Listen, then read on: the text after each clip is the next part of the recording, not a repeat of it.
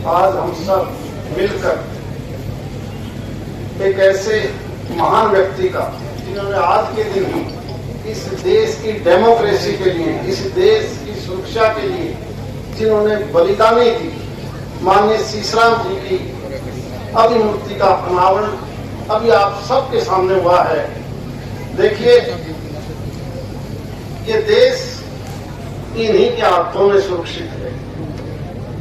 इस देश के अंदर चाहे डिफेंस के अंदर लगे हुए सिपाही हो, अधिकारी हो, पैरामिलिट्री फोर्सेज में बीएसएफ हो, सीआरपीएफ हो, आईटीबीपी हो या दूसरी पुलिस की सेवाएं हो, ये सभी लोग मिलकर इस देश को सुरक्षित रखते हैं। चाहे गर्मी है, सर्दी है, अपने परिवार से दूर जाकर चिंता नहीं करते। चाहे कहीं नक्सलाइट मूवमेंट हो, कहीं आतंकवाद हो, दूसरे देश का हमला हो, आप और हम सब गवाह हैं इस बात की। और इन्हीं की वजह से एक लंबी लड़ाई के बाद 1857 से शुरू होकर और सबसे ज्यादा अगर कहीं वो पैदा हुए हैं तो अपना इलाका ऐसा है, आज भी देश की सेनाओं में, पैरामिलिट्री फोर्सेज में अगर सबसे ज्यादा संख्या है तो इस इलाके से सबसे ज्यादा फौजी पैदा होते हैं।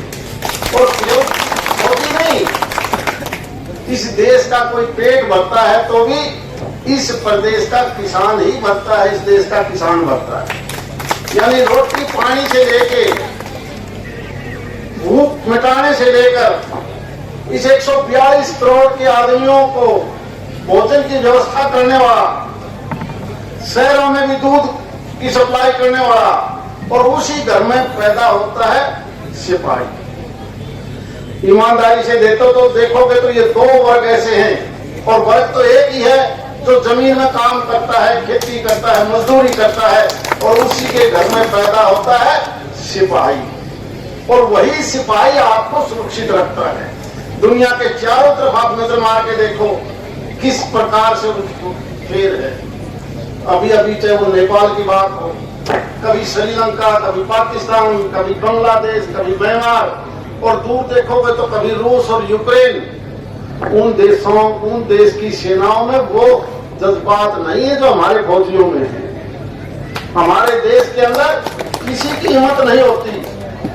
और हमारे शहीद शिषपाल जी ने तो एक ऐसे टाइम पर, जब इस देश के अंदर 70 साल की आजादी के बाद जो लड़ाई 1857 से आजादी के लिए लड़ाई लड़ी, ताकि ये देश आजाद हो, डेमोक्रेटिक बने, प्रजातंत्र बने, और जैसे ही देश आजाद हुआ तो प्रजातंत्र इन्हीं फौजियों ने दिलवाया।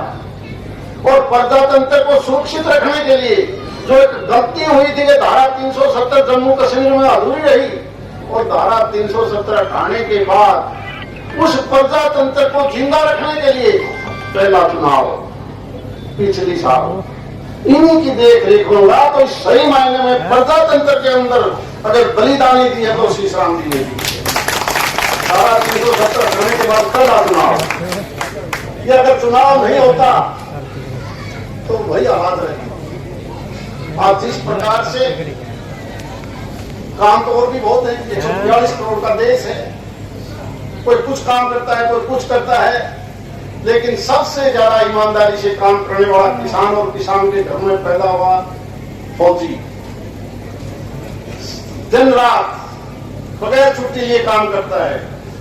और फिर भी दुखी कौन रहेगा?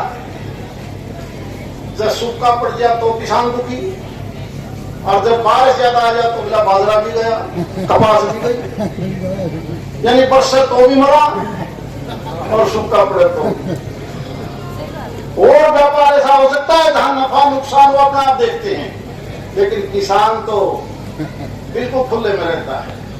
इसलिए आपकी बदौलत ये देश सुरक्षित है, और जहां फौज कमजोर है वो देश असुरक्षित है। आप चारों तरफ नजर मारते होंगे, इसीलिए आपके भरोसे, और खासकर इस किसान और किसान के घर में पैदा हुआ वही सिपाही, जिसकी हमारी दो बेटियां आपके सामने हैं, एक बेटा सामने है, माँ और बाप दोनों जिंदा हैं, तो हम सब उनको सलाम करते हैं, मान सम्मान देते हैं। इन्होंने अपनी सारी चीजें खा कर दी।